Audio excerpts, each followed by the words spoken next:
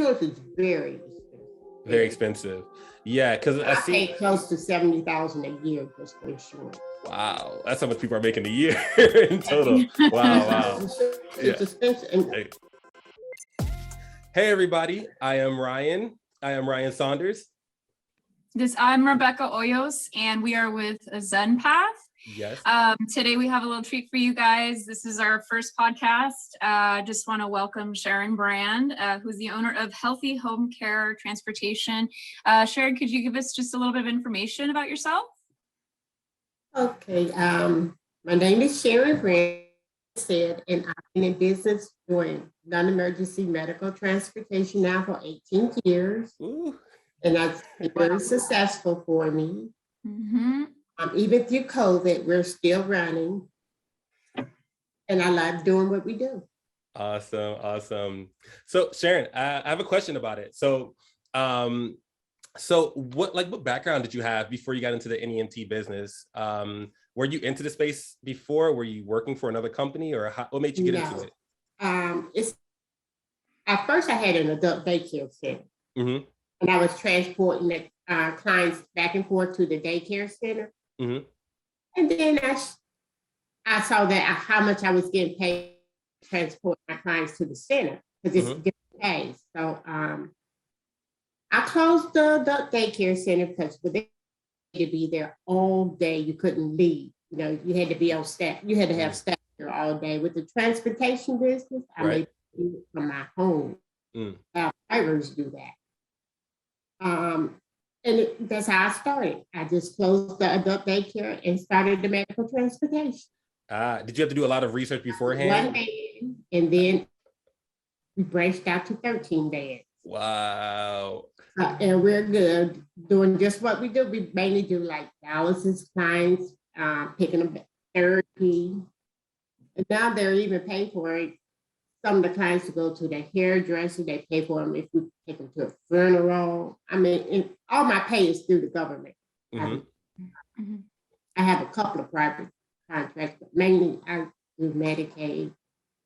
You're only servicing Cleveland, Ohio, correct? Right, Cleveland. I see. I do some Lake now. I do Lake because I live in Lake, so we do Lake. So. You said Lakeland? You broke up a little bit. You said Lakeland? We do Lake County. Lake County. I see. So you said you've been in business for, you said how many years? Did you say 13 years?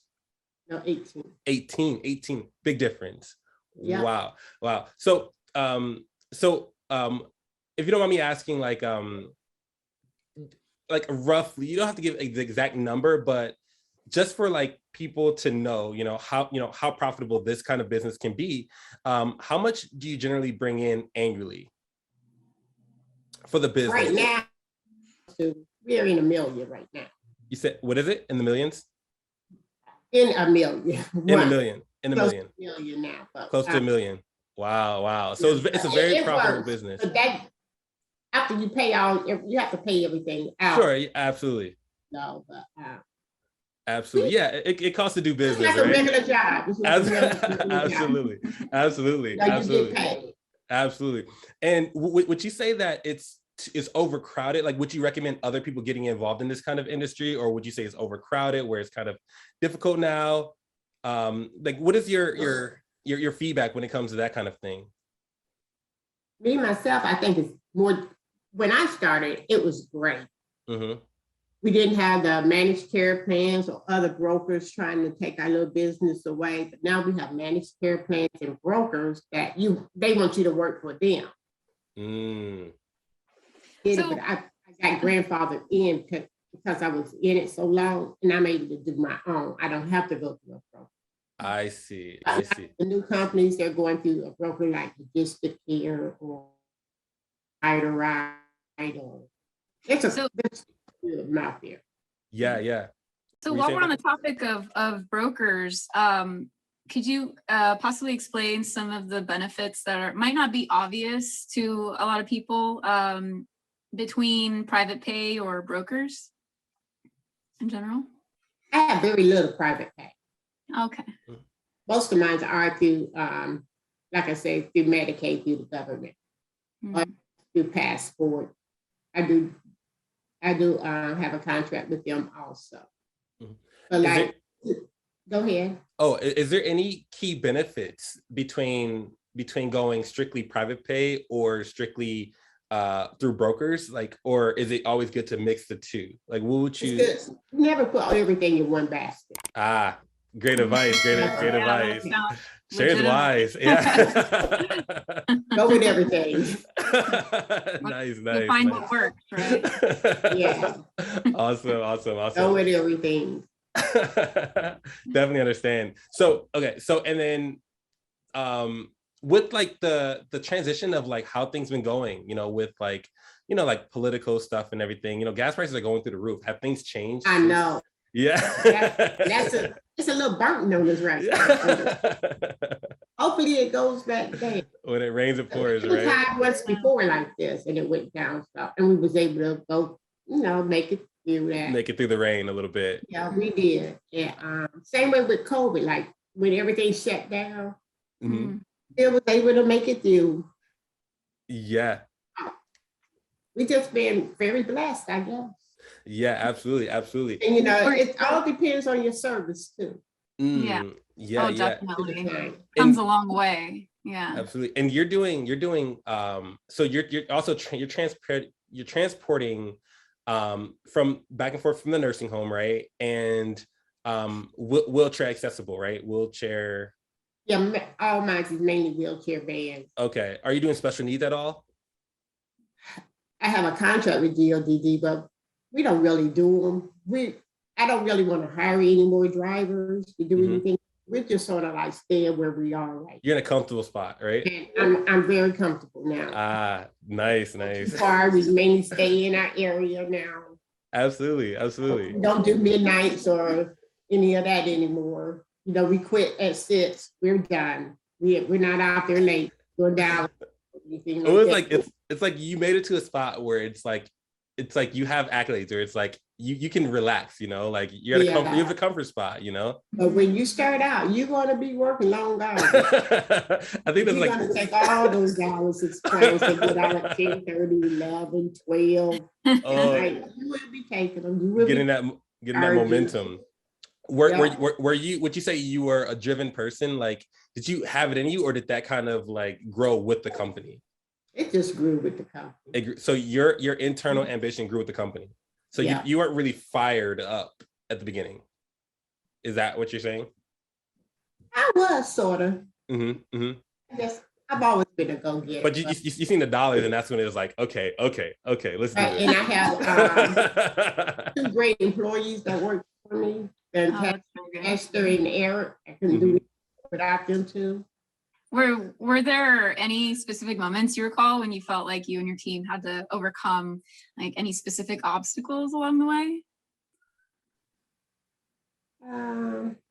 In which regards?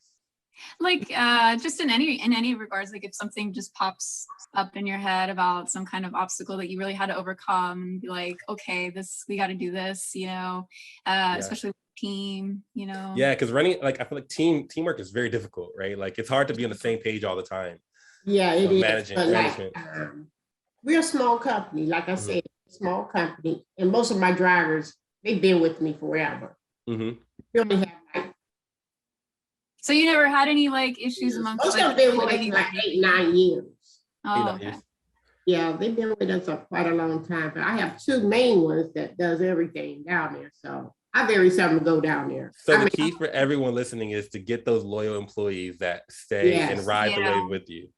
Right, because I'm telling you, as soon as I get a new driver or something like that, something happens that you have problems with. I mean, my old drivers, I have no problems with.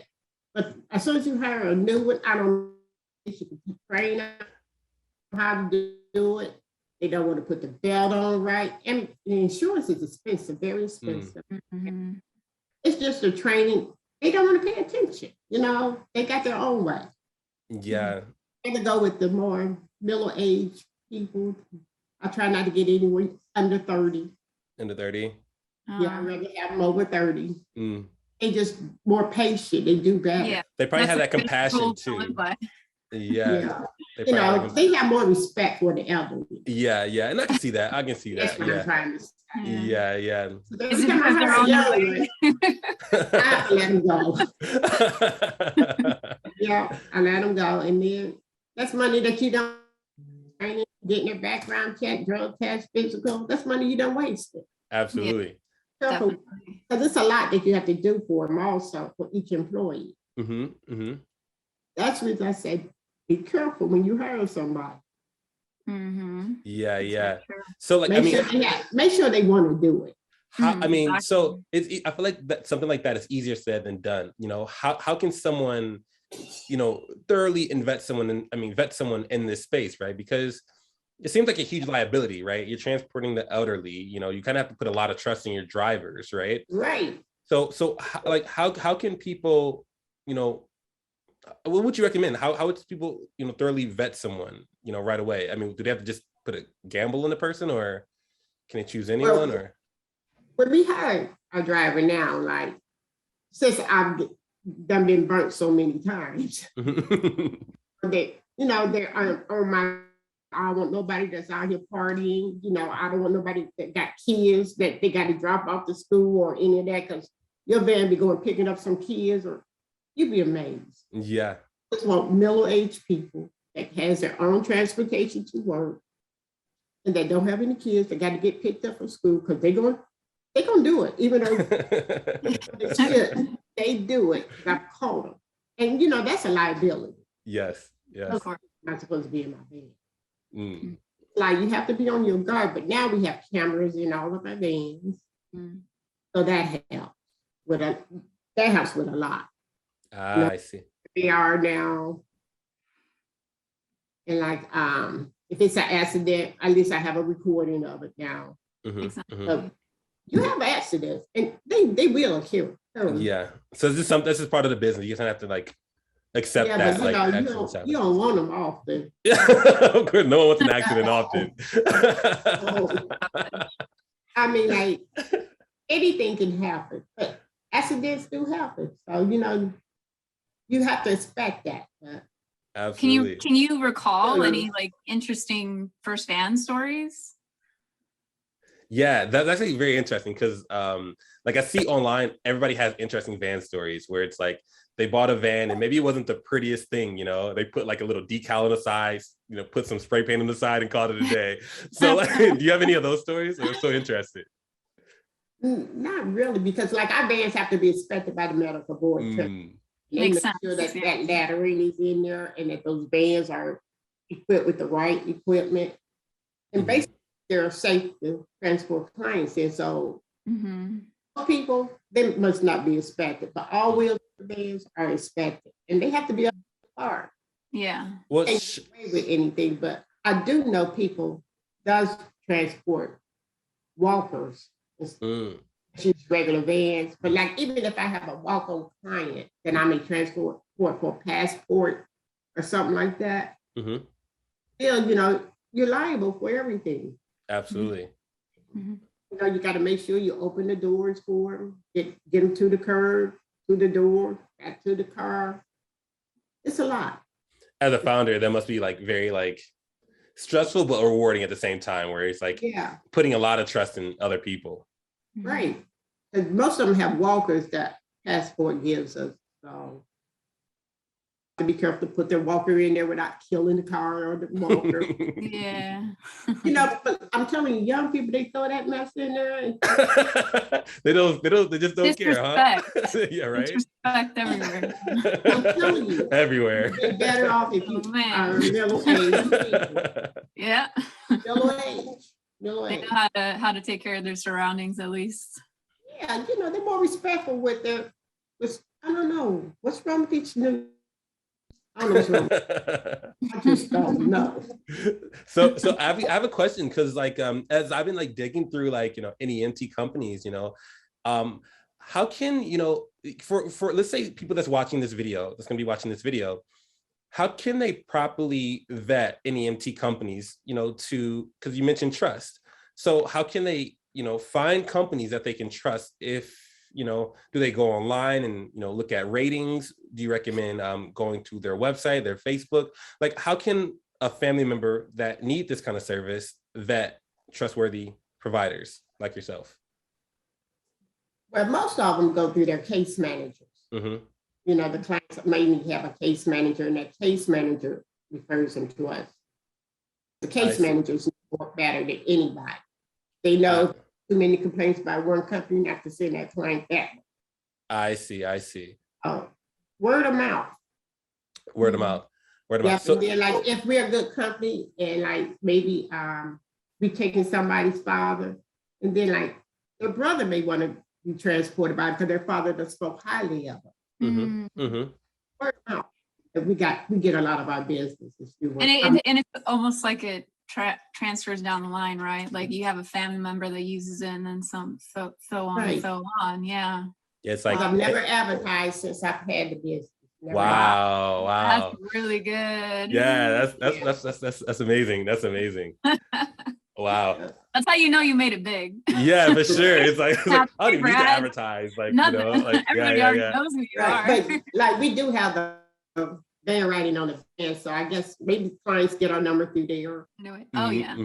Any word of mouth. I see. Yeah, because I always pass on the street and I always see like numbers on the side of vans, and I always wonder, like, is that an effective way to like get your number out there or your brand out there? Like, do people really have time to like, quickly jot things down, or, but yeah, like you said, mentioned going through the broker. That's very interesting. I feel like that's something that I feel like a lot of people may not really understand, that like, brokers are essential in this kind of business. Right. Because and it makes sense, right? It's overwhelming, especially some people that want to start, or some people that's already in the business, and some people are just going through hard times, right? And they just feel like they're not getting enough clientele. And so there's brokers out there that they can go through. I know Access to Care is a good one. What is it? Access to Care, that's another broker. Access to Care. ACC. Access to Care is one. Mm-hmm. The Providerize one. Provideride. Logistic Care, and the other one right now. MTM is one. LTM. Yeah, they're one. But I don't use any of them. Got it. So how would people like reach out to these brokers? Do they just go to the official website, or do they go to the official website and they'll tell them what they need to do for credentialing and to get a contract? I see. Yeah. So I have a few more questions. So like about the insurance, because I see a lot of questions pop up about insurance. There's commercial insurance, and what other insurance do you need to run this kind of operation? Well, Medicaid has their own stipulations for insurance. Okay. I think 100 liability, and I think the total is $1 million. $1 million? Yeah, but insurance is very expensive. Very expensive. Yeah, because I see pay close to $70,000 a year just for insurance. Wow, that's how much people are making a year in total. Wow. It's expensive, and I suggest everybody to put every single band on there. Like Medicaid, they're not stupid. Like, you have one band and you billing like 70 people a week. That ain't helping. Yeah. You got more than one band. You got one band on your insurance. Yeah. Just be legit. I mean, do the right thing, because you can get messed up in something that you think you're doing right and you're not. Yeah. All right, so everybody hear that. Be legit. But be legit. like you think you're right. Do the right thing, because they can tell you so many other things. You can hide. Definitely. If you're gonna make money, you gotta spend it. You gotta pay to play. It's killing. Make sacrifices. Ooh. I always go through New American Insurance. My broker's name is Sue. She gives me the best price. She gives the best price. This is your broker for insurance, right? Yeah, it's through New American. I see. Really good, real good. So do you recommend people going through a broker for insurance or doing it themselves? I mean, like, when it comes to like, acquiring insurance? First, let's say like new companies. You mean, they have to acquire, you can't go to a regular insurance company. I see. Companies out here for medical, non-medical insurance. I think it's only like maybe about 10 or 12. You can't go through Progressive for none of them people. I see. Yeah, because I always see like in forums online, and people are always like, that's one of the main topics that people are talking about, like insurance. And everybody's looking for like that undercut, like how can I pay $50 per month, when judging by this conversation, it sounds like it's just not possible, No. There's no shortcuts. It's gonna run you like at least between $800 and $1,200 a month. Wow. That's interesting. That's very interesting. I feel like I've learned so much. I don't know the data insurance, but you got to do it. Got to do it. Yeah, but even if you're doing it for the schools want more. Mm-hmm. And they pay less. Ooh. Mm-hmm. Why is that? Is that because the number of like parties that's involved, like the students? Like the supply. Yeah, mainly the students. The students. Yes. They want to make sure they're covered, basically. Mm-hmm. Yikes. So would you recommend people get into that or not really? No. Just at least starting off. I had a contract with them, but I never used it. Got it. So we're always busy. In the mornings is our busy. So where the money is the wheelchair. The appointments and the dialysis. I mean, I guess our free time mainly is from 10 to 12. Other than that, it's a day. And 12, they're bringing people home from the morning job, bringing them home from dialysis. We're busy, and I don't want to grow anymore. Yeah. Can you actually stop growth, right? Like people are like, I mean, I guess you can turn down clients, right? If they come. Yeah, but we like, do. Okay. Well, that's success, right? Like if you're turning down clients, you're turning down business. Like, wow. Yeah, but I get it. That's amazing. Like that's an amazing story. I feel like that's just like, what a way to start, right? Like it's like, like it's like a boom story. Like it's amazing. So much insight. It's like, wow. Yeah, I appreciate that. Do you have any exciting upcoming things that you're gonna be doing with your business? Anything that you would like to share? Like anything you would like to, kind of, get out there? Depends on the gas prices. Yeah. It really does, because that gas and that insurance, you can work with it for a couple of months, like maybe 5 months, and pray that the gas go back down, or because we already negotiated a contract for a price, so you can't on our price because it's already in our contract. Yeah, that's true. So, yeah, you probably just stop taking people that live so far. Yeah. Have you had to, I mean, during the pandemic, did you have to make certain sacrifices, or you were still like up and running and everything? Yeah, we were still up and running. Oh, that's good. That's really good. Never stop. Can't stop, won't stop. Nice. Yeah, exactly. We survived it, thank God. Yeah, some companies really did. Yeah, wow. But I did lay off a couple of drivers though. We laid off, really? Which I think they laid off anyway. They was tired. Yeah. They didn't, most of our drivers are either retired, they have another income coming in, so they really have tough. Yeah. Another benefit, the reason you might want to stick with the elderly, somebody who already have, because it's hard, you can't really afford to give your employees. Yeah. Exactly. That's a lot. Yeah, there's actually a thing where I was reading an article where they said it's important to hire fast. I think they said hire fast. It was like hire fast and fire faster, something like that. It was like, oh, wow. Meaning that like if you see poison within the company, like you don't want it to bring you down, right? You want it to be quality over quantity. Exactly. Because like I guess they were saying like if there's someone that's infiltrating your system, it's easy to kind of like mess up the flow of things and like because they could create more problems. Exactly. And you don't want a bad toxic work culture. Yeah. Yeah. So wow, like I feel like that was a lot of information. What do you think, Becca? I think that's right. I kind of have one more question for her. Yeah, It's like, absolutely.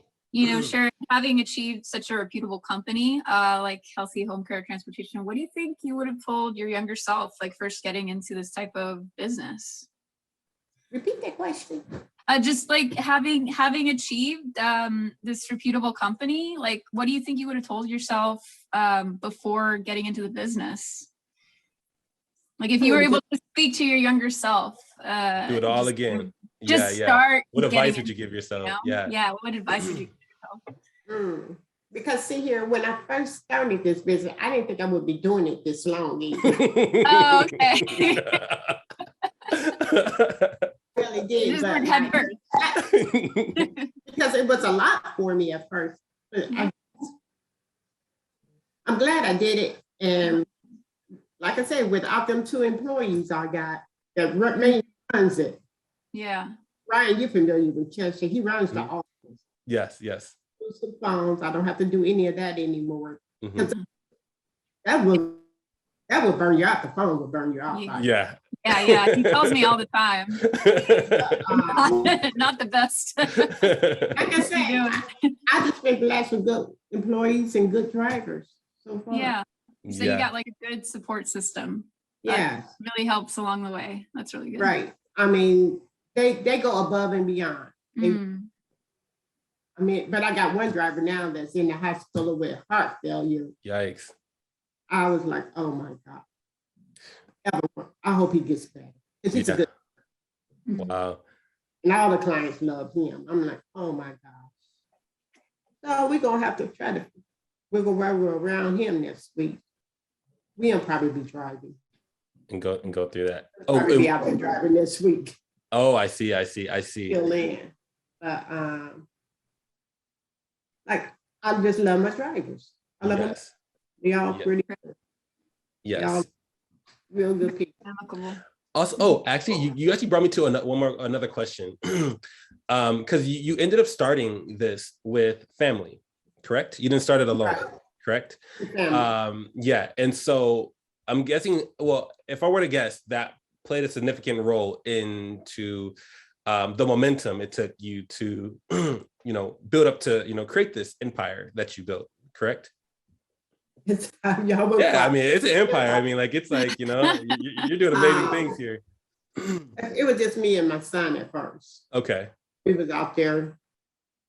And then I had my brother-in-law start helping me. He was working for Pure Transit. He would get off work there and come work for me part-time. But it just worked out, mainly with first. They helped me get started. Yeah. So would you recommend starting with a family member? Would you a family member or a close friend or like something like that? Like get like partnership, like working together with close friends and family versus doing it alone, or like what would you? I would suggest working with somebody that you know that's going to have your back, that ain't going to, try to rip over you. Yeah, someone you could trust. Yeah, someone you can trust. It doesn't matter. It doesn't I trust Becca. Yeah. I don't know if I trust you. No. That hurts. But like,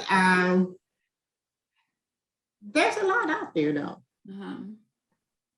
When someone wants to start up, they need to get qualified for Medicaid, waiver, ODA, and DODD. Those are 4 contracts that the clients fall up under. I see. And they can go through the website. What is that?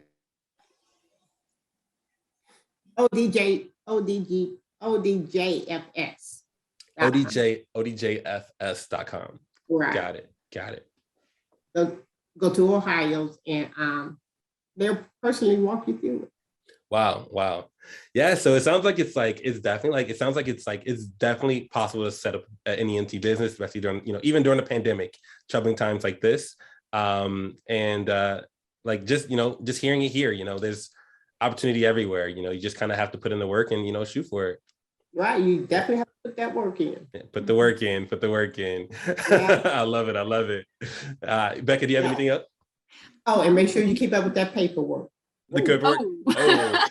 It must be a lot of paperwork. They got all this paper for 6 years. They want us all this paper. Yeah. Yikes! And it adds up. Lots of paper. Hold on to it. Do the best you can with it. Everybody makes a mistake, but that's what I said. As long as we resolve it. And you think you're in compliance because they're going to tell you for something you think you was doing right all along. And then that's when they catch you. Change, and you might not have caught that check that came out, but they should email you whenever it's a change also. Yeah, just like you said, you got to be legitimate. Stay consistent, legitimate. Right, try to stay in compliance with everything. That's what you need to do. That it? Yeah, absolutely. Becca, close us out. Becca, can you close us out? You got this. This is our first. It's our first, yeah. Well, thank you so much for being with us, Sharon. It was really insightful, everything you had to say. We really enjoyed our first podcast with you, and stay tuned, guys. We're going to have a lot more coming soon. Absolutely.